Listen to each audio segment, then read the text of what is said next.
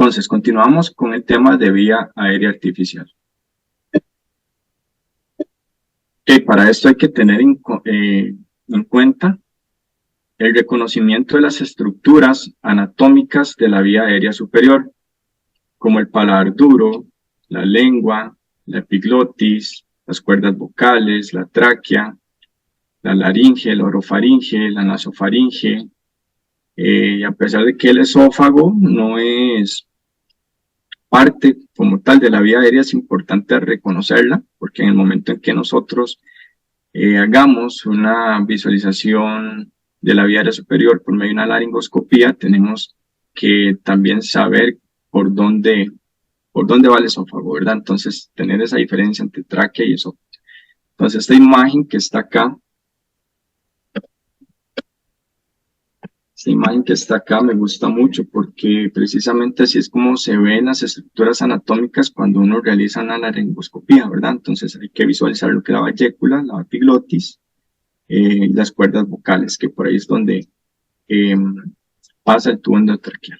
Hay que destacar la función de la epiglotis como separador funcional entre la orofaringe y la laringofaringe, ya que evita la broncoaspiración al cubrir la glotis durante la deglución. Entonces, ¿qué vamos a evaluar de la vía aérea? Para el manejo de la vía aérea tenemos que tener en cuenta varios aspectos, son muchos. Entonces, ahorita digamos que suponiendo que estamos en un servicio de emergencias, en una unidad de cuidado intensivo, y vemos que ingresa un paciente con obesidad, nosotros lo primero que pensamos, o al menos yo, lo primero que pienso es como, en caso de que pase algo, en caso de que claudique, ese paciente va a ser un poco difícil, ¿verdad? A la hora de manejar su vía aérea. Entonces hay que tener siempre muy en cuenta esos factores. Entonces, al saber que hay dificultades previas para el manejo de la vía aérea, pacientes obesos que tengan una lengua grande o limitación de apertura bucal, pacientes con mandíbula pequeña, protrusión de incisivos superiores, Mallampati 3 o 4, cuello corto y grueso, que es muy característico del paciente obeso, y distancia tirometoniana menor a 6.5 centímetros, o la distancia esternomentoniana menor a 12.5 centímetros, son predictores de difícil intubación, ¿verdad? Entonces, estas cosas tenemos que tenerlas presentes y evaluarlas para una posible intubación. Entonces, existen técnicas simples y técnicas avanzadas para manejo de la vía aérea. Entre las técnicas simples tenemos lo que es la cánula orofaringea y la cánula nasofaringea. La ventilación con mascarilla facial, mascarilla laringea y el tubo endotraqueal. Ya técnicas más avanzadas podemos encontrar la mascarilla Fast Track, la videolaringoscopía, el fibrobroncoscopio y en último caso como recurso una traqueostomía. Las cánulas orofaringeas, estas cánulas de plástico que las podemos encontrar de diferentes tamaños, también hay de diferentes colores, que nos sirven para poder tener un mejor acceso a la vía aérea. Y es importante mencionar que se tiene que utilizar en aquellos pacientes que están inconscientes. Entonces, aquí tengo un videito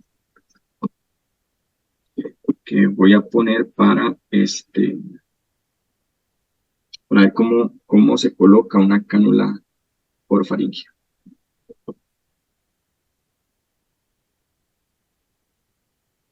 Tenemos que saber escoger primero la cánula.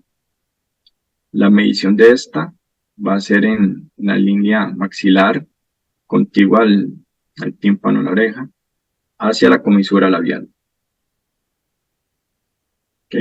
Ahí tiene que haber como que sobresale, ¿verdad? La cánula de la boca. Si esta no sobresale, entonces estamos utilizando la cánula incorrecta. Ella hace la comparación ahí. Esa cánula no sirve porque no sobresale.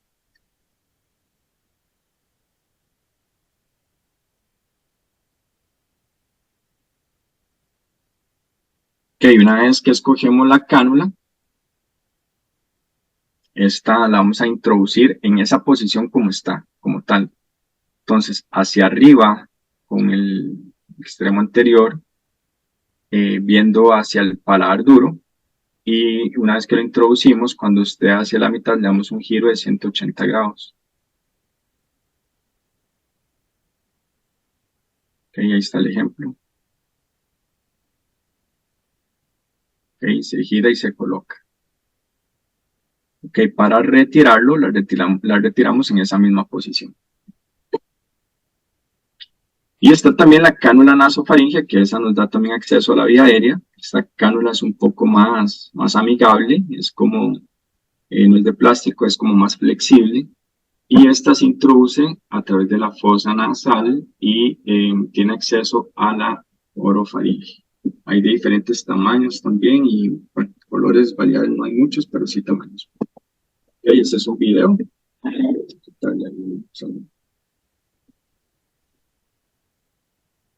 Voy para ver la colocación. En este caso, con estas cánulas, sí las podemos utilizar en pacientes que inclusive estén despiertos. Es muy importante ponerle lubricante. Esta se mide desde el lóbulo de la oreja hasta la fosa nasal.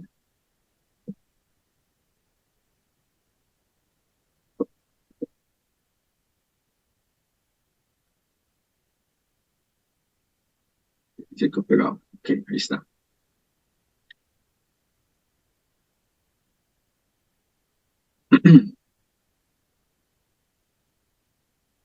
Esta cánula se inserta en la posición en la que va según la anatomía de la persona.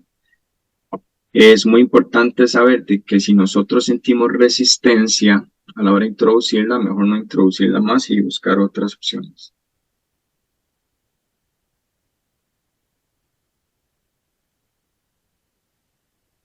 En el momento en que nosotros permeabilizamos, podamos dar ventilación por medio de mascarilla inclusive. Tenemos lo que es la ventilación con bolsa autoinflable o bolsa de ventilación manual, mejor conocido como el AMBU, ¿verdad? De AMBU la marca. Nosotros acá así lo conocemos a nivel intrahospitalario. Es importante reconocer sus partes, ¿verdad? Lo que tenemos acá es un AMBU de adulto en donde tenemos la mascarilla, el conector del paciente, tenemos una válvula del paciente que es la exhalatoria, una válvula de límite de presión que no sobrepasa los 20 centímetros de agua. Tenemos la bolsa, la conexión de la bolsa y la bolsa de resucitación, que en adultos lo ideal es de 1000 a 1200 milímetros, lo que proporciona. Y tenemos el reservorio, que es el que se va a inflar, ¿verdad? Que se infla con el flujo que viene desde el oxígeno y tenemos el conector de oxígeno.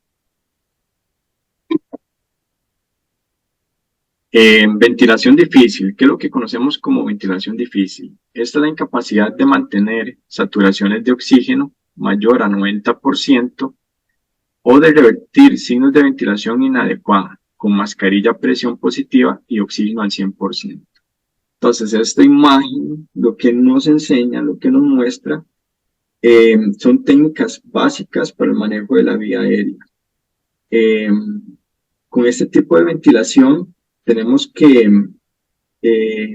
rescatar algunos predictores, como les decía anteriormente, ¿verdad? En aquellos pacientes que son obesos y que tienen un índice de masa corporal de 30 kilos por metro cuadrado o más, pacientes que tengan barba, o una escala de Malampati de 3 o 4, historias de ronquido, la ATI pues es un predictor, sin embargo no siempre, y la protrusión de la mandíbula limitada. Estos son algunos de los predictores para que se nos hacen difíciles, que nos indican la dificultad para poder ventilar a los pacientes con mascarilla facial. Ahora, cuando hay un solo operador haciendo ventilación con una mascarilla facial es muy importante que haga un buen sello. Entonces el sello lo puede hacer con presión sobre la mascarilla, sujetándola de esta forma aquí arriba, con la mano en forma de C, y los demás dedos formando una E y haciendo un movimiento de estiramiento, como de hiperextensión, ¿verdad?, del cuello. Sin embargo, es más fácil cuando hay dos operadores. ¿Por qué? Porque uno es el que hace el sello y el otro es el que ventila. ¿Okay? Y esto pasa mucho también en los pacientes que tienen obesidad o en los pacientes que más bien son muy delgados y no se logra hacer un buen sello sobre el rostro. ¿Ok? Vamos a proporcionar frecuencia de respiraciones cada 5 o 6 segundos. Se debe evitar la aerofagia o la distensión abdominal. Este va a generar un volumen pulmonar de 500 cc y es muy importante usar la válvula de PI para evitar el desreclutamiento.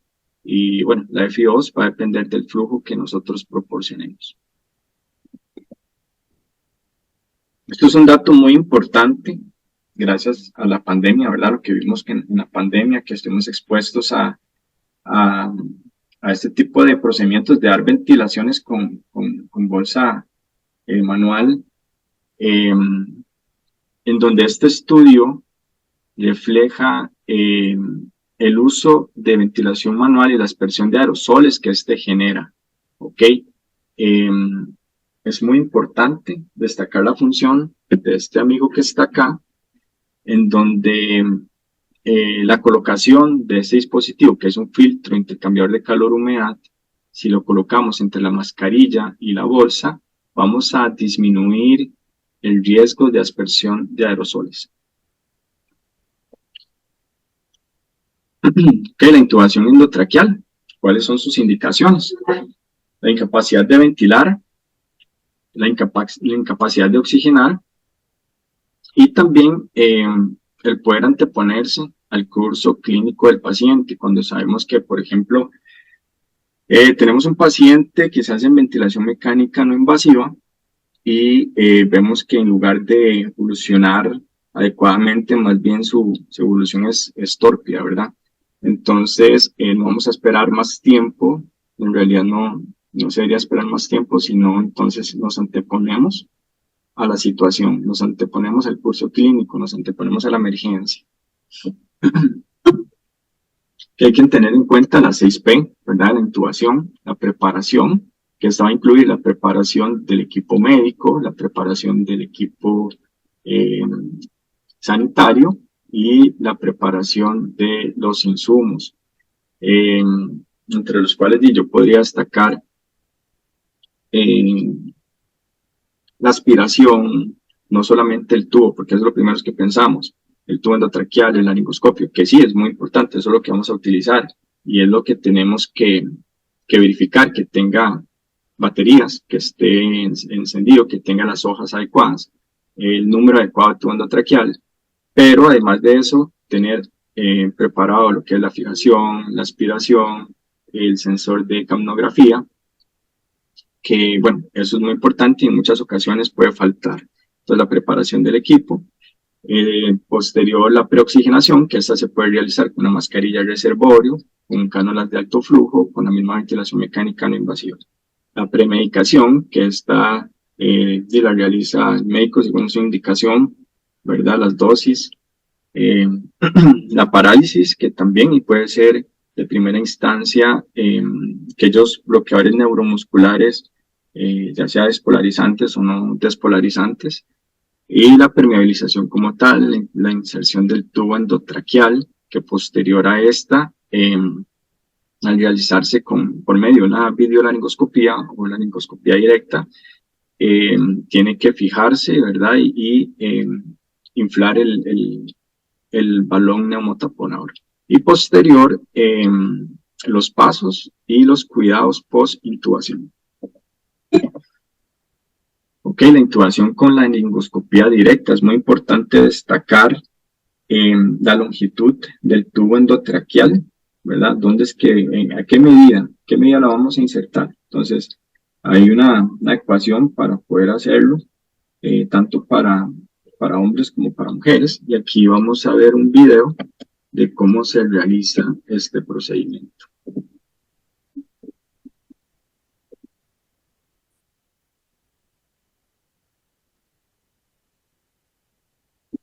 Necesito pegadito.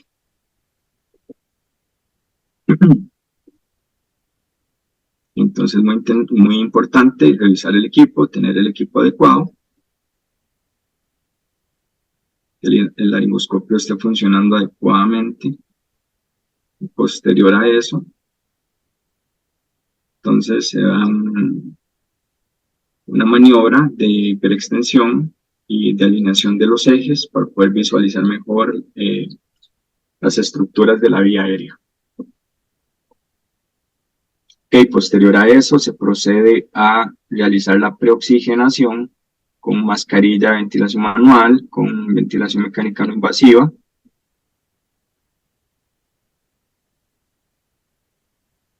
Y luego se toma el laringoscopio, se tiene que tomar con la mano izquierda. Ok, y se va a insertar hacia arriba desde la comisura labial derecha, barriendo la lengua hacia la izquierda. Ok, hacemos un movimiento hacia arriba, no hacia atrás, ¿verdad? Sino hacia arriba para poder visualizar las estructuras. Ahí vemos la epiglotis, la vallécula, y una vez hecha esa apertura podemos visualizar las cuerdas vocales. Entonces, una vez que se visualizan las cuerdas vocales, introducimos el tubo. Es muy importante verificar que el balón neumotaponador sobrepasó las cuerdas vocales. ¿Okay? Algo que facilita la intubación es la utilización de una guía, y ya posterior a eso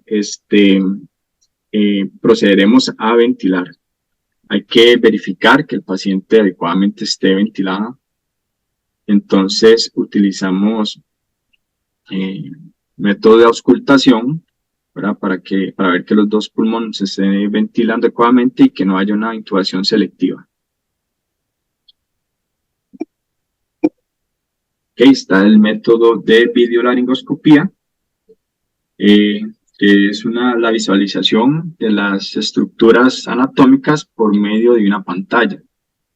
Hay estudios hay metaanálisis que indican que la intubación por medio de videolaringoscopía y resulta mucho mejor en comparación a la laringoscopía directa. Que ese metaanálisis, que es este que está acá, dice o indica que una población, en un volumen de pacientes que utilizaron ellos, las intubaciones con videolaringoscopía fueron efectivas en un 95% en comparación a la laringoscopía directa, que su resultado fue de un 85%. Hubo mejor visualización de estructuras con el videolaringoscopio, y además favoreció en no realizar, en no hacer tanta lesión en la vía aérea superior en comparación a la laringoscopía directa, que por lo general puede producir edema. Muy importante la alineación de los ejes. Como podemos ver acá en el cuadro A, los ejes están totalmente desalineados. En el cuadro B se utiliza un cojín que se coloca en el occipucio. Solo se alinean el eje laringio y el eje faringio, pero el eje oral está totalmente desubicado, está fuera de rango. En el cuadrito de la C se utiliza un cojín en el occipucio y se hace hiperextensión del cuello. ¿Okay? Ahí podemos tener mejor visualización, ahí se alinean mejor los ejes, y por ende se puede realizar una intubación, ¿verdad? Sin tanta pérdida. Si nosotros hacemos hiperextensión, pero si no utilizamos un cojín, entonces también vamos a tener pérdida de los ejes. La traqueostomía, ¿cuáles son sus principales indicaciones?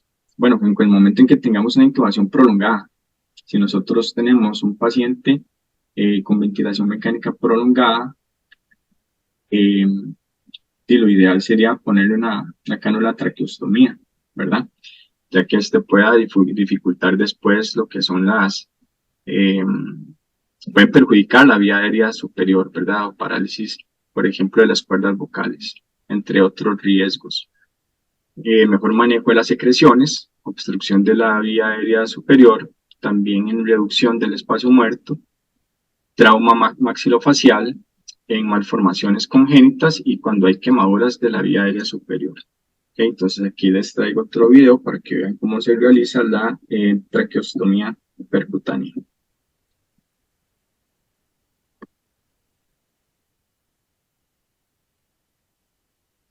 Vamos a adelantar un poquito. Okay.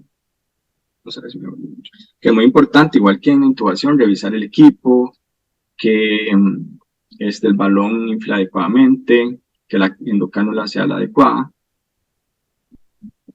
Hay que lubricar la guía. Okay, probar lo que son los dilatadores.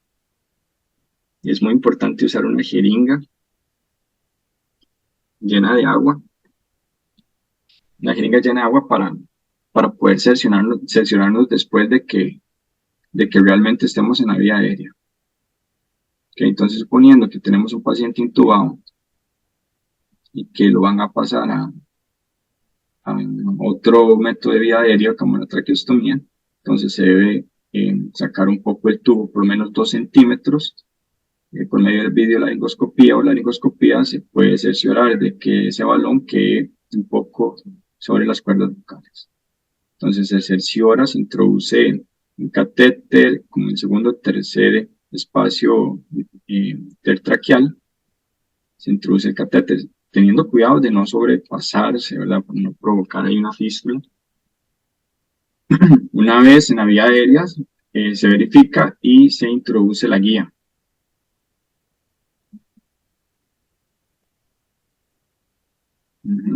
Se saca el catéter y posterior entra el primer dilatador de la vía aérea.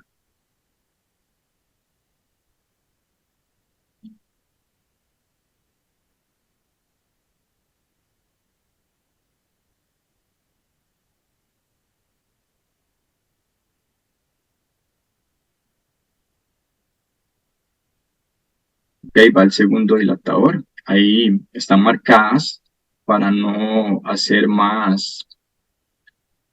como más inserción del dilatador y no provocar algún daño.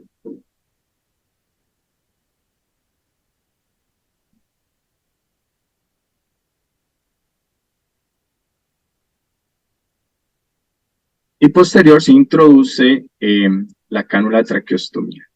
Se saca la guía, se verifica y se infla el balón, se coloca la endocánula, se infla el balón, se coloca la ventilación, se ajusta la cánula con la fijación y posterior se desinfla el balón del tubo y se extrae.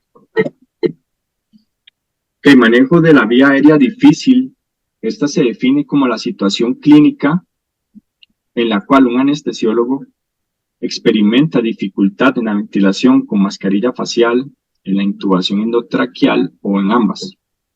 La laringoscopía difícil es aquella imposibilidad de visualizar estructuras, entre ellas las cuerdas vocales, con laringoscopía convencional. Entonces, ¿qué es importante en estos casos? Debemos predecir la vía aérea difícil, debemos predecir lo que estamos mencionando anteriormente, y estos son algunos predictores y factores que agravan la vía aérea difícil, ¿okay? Que son agravantes de la vía aérea difícil. ¿Okay? Tenemos predictores de difícil ventilación con máscara facial, como las que mencioné anteriormente. Están los predictores de difícil laringoscopía e intubación. Son los factores agravantes de impacto en el manejo de la vía aérea. Y los predictores de difícil acceso quirúrgico de la vía aérea, ¿verdad? Que cuando vamos o se va a realizar una traqueostomía percutánea. Esto es muy importante, ahí chiquillos, si les puede tomar una foto. Bueno, ahí les va a quedar grabado, yo creo. Y dentro de los predictores de la vía aérea difícil está la distancia interdental, ¿verdad? Que esta se mide con la boca abierta al máximo se mide por grados, se valora por grados, y el último grado, que es el grado 3, refleja una apertura de la boca menos de 3.5 centímetros. Eso es un predictor de vía aérea difícil o de difícil intubación. La distancia tiromentoniana, que también se mide por 3 grados. Si se mide y da menos de 6, entonces podemos predecir una intubación endotraqueal difícil o imposible. Está la distancia esternomentoniana, que es la distancia entre el mentón y la parte superior del esternón. Si es menor de 12.5, se relaciona con intubación difícil. Está la escala de Mallampati, que esta se realiza con el paciente sentado. Hay que pedirle que abra la boca para poder así nosotros visualizar las estructuras. Se valoran en 4 grados, y el grado que es como más feo, ¿verdad? Como dice uno, es el grado 4, donde solo podemos observar el paladar duro, y eso es predictor de una intubación difícil. La subluxación mandibular, que valora la capacidad de deslizar la mandíbula por delante del maxilar superior. El rango de movimiento de cabeza y cuello, que es donde nosotros, o se le pide al paciente que haga una extensión del cuello, la cabeza hacia atrás, y si este es de edad menor a 80 grados, entonces vamos a tener un predictor de vía aérea difícil. ¿Okay? Ahora, con respecto a todos estos predictores anteriores, si se realiza o si se valoran todos en esta escala, y la suma total de la escala da mayor o igual a 11, entonces vamos a tener una vía aérea difícil. ¿Okay? Entonces todo eso hay que tenerlo en cuenta, es muy importante. La posición rampa, esa es una posición que es importante, es muy efectiva. ¿Okay? Entonces, la hacemos para poder alinear el eje del conducto auditivo externo con el hueco supraesternal, y bueno, nos ayuda mucho en pacientes como los que se ven en la imagen, ¿verdad? Pacientes que son grandes. ¿Por qué? Porque estos pacientes, si los tenemos en posición flat y solamente le ponemos unas almohadillas por debajo del occipucio, no se van a ver las estructuras a la hora de hacer la laringoscopía, no se ven. Necesitamos como levantarlo un poco más. Entonces, o se tiene una almohada especial, o se colocan sábanas o almohadas por debajo, ¿verdad? A nivel de la espalda a los hombros, y no se pone almohadilla, sino que nada más se hace hiperextensión, y de esa forma podemos realizar la posición de olfateo que necesitamos para poder intubar al paciente. Ok, estas son guías de intubación difícil, según la Sociedad de Vía Aérea Difícil, que hace esta guía de forma de resumen, que los divide por planes. Entonces, en el plan A se hace la laringoscopía, se hace ventilación con mascarilla y la intubación endotraqueal, por medio de laringoscopía. Si tienen éxito, entonces intuba al paciente, ¿verdad? En caso de que falle, se debe insertar un dispositivo supraglótico. Aquí pasa el plan B. Se oxigena y se pone un dispositivo supraglótico. Si se tiene éxito, entonces hay que detenerse y pensar. Entonces, ¿cuáles son las opciones? 1, despertar al paciente, intubación traqueal vía dispositivo supraglótico, continuar sin intentar intubar, o la traqueostomía. ¿Y qué pasa si falla? Entonces se pasa al plan C, ventilación con mascarilla facial. Que se hace un intento final de ventilar con mascarilla facial. Si hay éxito, entonces se despierta el paciente. De lo contrario, entonces se opta por realizar una cricotirotomía o una traqueostomía. Okay, ahora les voy a presentar unos videos de dispositivos supraglóticos. Que esta es la mascarilla laringea.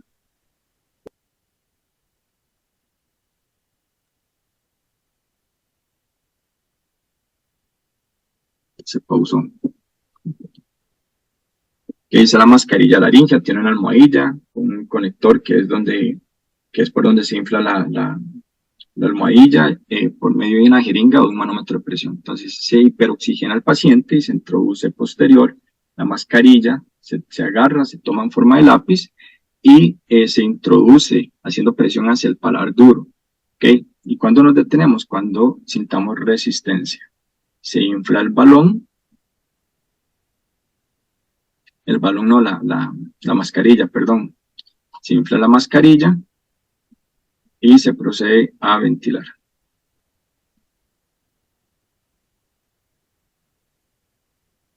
Que recordarles que ese tipo de dispositivos se usan o se deben de usar de forma temporal, ¿verdad? No deberían de ser permanentes, porque no garantizan lo que es la protección de la vía aérea en caso de una broncoaspiración.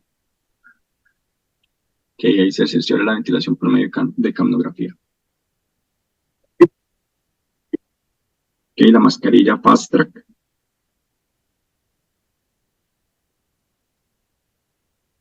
Se revisa el equipo, esa es la mascarilla. Esta mascarilla tiene la particularidad de que nos permite insertar el tubo endotraqueal a través de ella.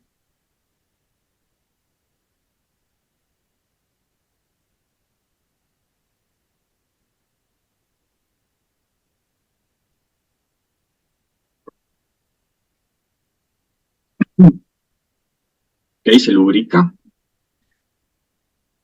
y hay que cerciorarse de que la mascarilla funcione adecuadamente. Entonces, se hiperoxigena al paciente, se introduce la mascarilla. Okay, después de introducirla, se infla la mascarilla.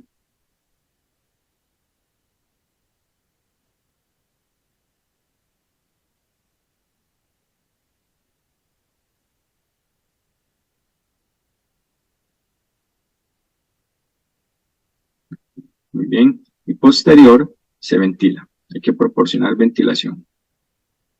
O sea, mientras se está ventilando, se puede preparar el tubo endotraqueal. Que ahí se hiperoxigena, se introduce el tubo.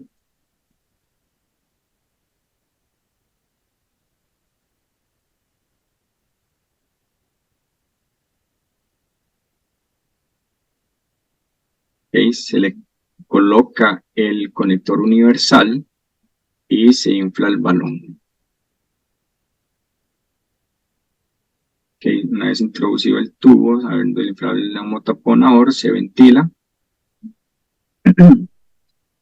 Se quita la ventilación con el conector también y se procede a quitar la mascarilla. Se desinfla, se coloca un impulsor del tubo endotraqueal para que no se salga.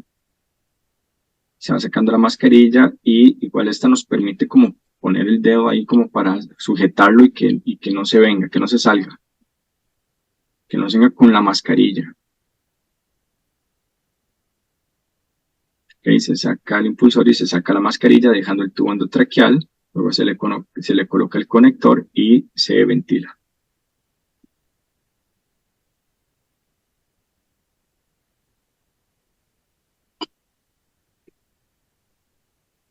Está también el dispositivo supraglótico con bitubo, que las características de este dispositivo es que tiene un tubo de doble lumen y dos balones que funcionan como obturadores. Tiene salida por medio o en la parte anterior del tubo, ¿verdad? Por debajo de este baloncito blanco. Y tiene salida también a los costados. Entonces, cada conector, cada tubo, va a dirigir la ventilación sobre cada una de esas salidas, ¿okay? De forma independiente. Entonces se revisan los balones. Este balón grande amarillo que ven acá, entran por lo menos unos 60 cc de volumen y el blanco como unos 20. Importante la lubricación.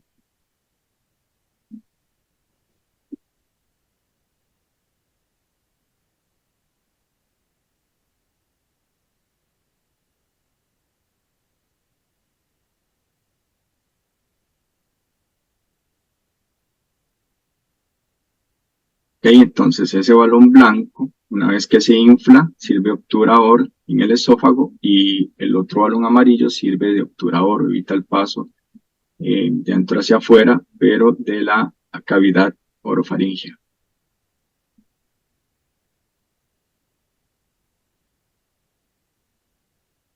Ahí se proceden a inflar ambos balones.